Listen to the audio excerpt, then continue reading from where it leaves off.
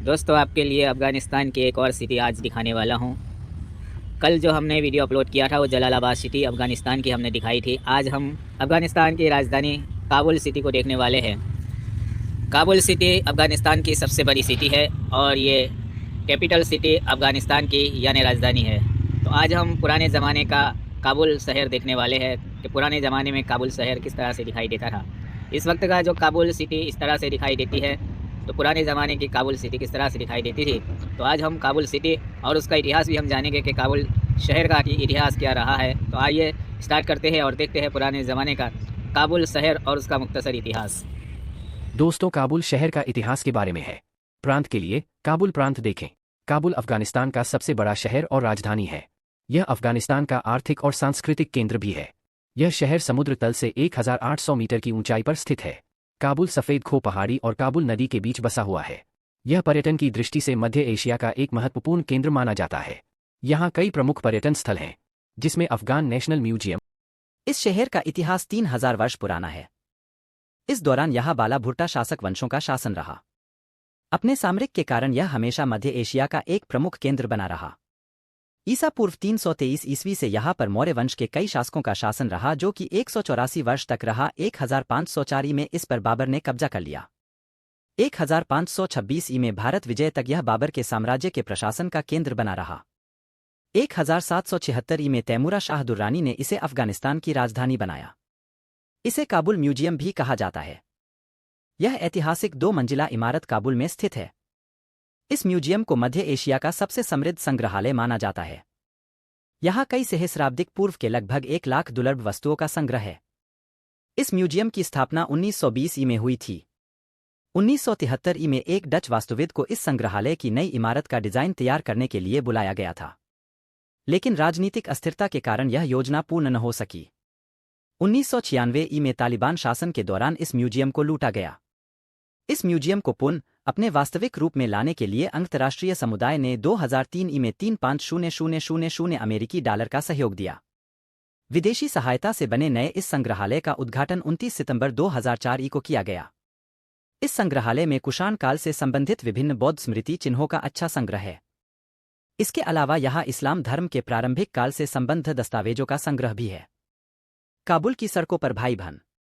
यह यूरोपियन शैली में बना हुआ महल है जो काबुल से 10 मील की दूरी पर स्थित है। दारुल अमन पैलेस का निर्माण 1920 ई में सुधारवादी राजा अमानुल्लाह खान ने करवाया था। यह भवन एक पहाड़ी पर बना हुआ है। यहाँ से पूरी घाटी का सुंदर नजारा दिखा जा सकता है। इस इमारत का निर्माण अफगानिस्तान की संसद के लिए करवाया गया था, लेकिन अमानुल्लाह के शासन से हटने के बाद यह इमारत कई वर्षों तक बिना उपयोग के पड़ी रहा। 1969 ई में इस इमारत में आग लग गई। 1970 तथा 80 के दशक में इस इमारत को रक्षा मंत्रालय द्वारा उपयोग किया गया। वर्तमान में इस इमारत का उपयोग नाटो सेनाओं द्वारा किया जा रहा है।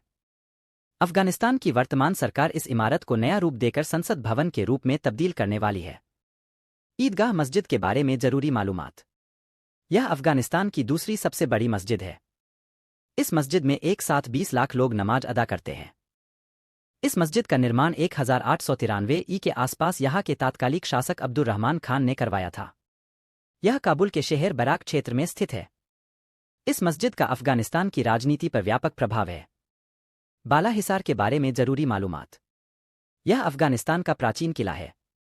इस किले का निर्माण 5वीं शताब्दी ईपू के आसपास हुआ था। बाला हिसार वर्तमान काबुल शहर के दक्षिण में खुहेशर दरवाज पहाड़ी के पास स्थित है। यह किला मूल रूप से 2 भागों में विभक्त था। किले के निचले भाग में बैरक तथा 3 राजकीय भवन थे, जबकि ऊपरी भाग में शस्त्रागार तथा कारागार था। इस कारागार को काला गढ़ा के नाम से जाना जाता था। काबुल सिटी सेंटर के बारे में जरूरी मालूमात। यह अफगानिस्तान का पहला आधुनिक मॉल है। इसका उद्घाटन 2005 ई को किया गया। यह 9 मंजिला मॉल काबुल के निचले हिस्से में स्थित है। बागे बाबर के बारे में जरूरी मालूमात। यह काबुल आने वाले पर्यटकों का सबसे पसंदीदा स्थान है। इसी बाग में प्रथम मुगल बादशाह बाबर की कब्र है। यह बाग कई बगीचों को मिलाकर बनाया गया है। इस बाग की बाहरी दीवार का पुनर्निर्माण 2005 ई में पुरानी शैली में ही किया गया था। इस दीवार को 1992 से 96 ई में युद्ध के दौरान क्षति पहुंची थी। यह बाग काबुल के चेचलस्टन क्षेत्र में स्थित है। बाबर की मृत्यु के बाद उन्हें आगरा में दफनाया गया था, लेकिन बाबर की यह इच्छा थी कि उन्हें काबुल में दफनाया जा। इस कारण उनकी इच्छानुसार उन्हें काबुल लाकर इस बाग में दफनाया गया। इसी बाग की प्रेरणा से भारत में मुगल बादशाहों ने कई बागों का निर्माण करवाया। काबुल चिड़ियाघर के बारे में जरूरी मालूमात। यह चिड़ियाघर काबुल नदी के तट पर स्थित है। इस चिड़ियाघर को 1967 में आम लोगों के लिए खोला गया था।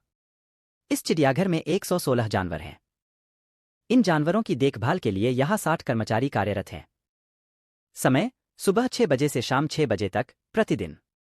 शुल्क अफगानियों के लिए 10 अफगानी मुद्रा तथा विदेशियों के लिए 100 अफगानी मुद्रा। ओमर माइन म्यूजियम के बारे में जरूरी मालूमात। यह अपने आप में एक अनोखा म्यूजियम है। इस म्यूजियम में प्रसिद्ध कलाकृतियों या हस्तशिल्पों को नहीं बल्कि विभिन्न प्रकार के बमों को देखा जा सकता है। इस म्यूजियम में पर्यटक उन सभी प्रकार के हथियारों को देख सकते हैं जिनका उपयोग यहाँ होने वाले युद्धों में किया गया है। इस म्यूजियम को घूमने के लिए पहले से अनुमति लेनी होती है। पगमान गार्डन के बारे में जरूरी मालूमात। यह गार्डन काबुल में छुट्टियां बिताने के लिए सबसे खूबसूरत स्थल है। यहाँ लोग अपने मित्रों तथा संबंधियों के साथ छुट्टियां बिताने आते हैं। इस गार्डन का निर्माण 1927 से 28 ई में बादशाह अमानुल्लाह ने करवाया था। इसके अलावा हाजी अब्दुल रहमान मस्जिद, पुले किस्ती मस्जिद, ओरघा झील, बागे जनाना, बागे बाला आदि भी दर्शनीय है।